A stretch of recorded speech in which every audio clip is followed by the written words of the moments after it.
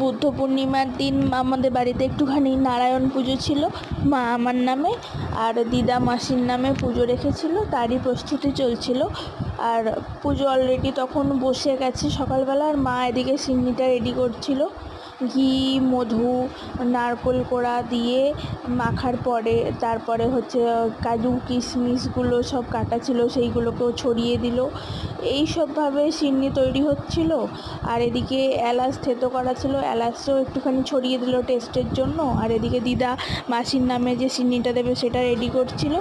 তো তারপরে আমি সব সাজিয়ে গুছিয়ে পাশে দিল দিয়ে দিয়েছিলাম। পুজোটা চলছিল তখন। তো মাঝে মাঝে ভালোই লাগে এরম বাড়িতে পুজো পুজো হলে, লোকজন আসলে আমার তো বেশ মজাই হয়। দিয়ে আরতিও শুরু হয়ে গেল। এবার সেদিন তারাও ছিল আমার বেরোনোর, বাট তাও পুজোটা কমপ্লিট করলাম। এরকম মাঝে মাঝে পুজো হতেই থাকে বাড়িতে। আর এই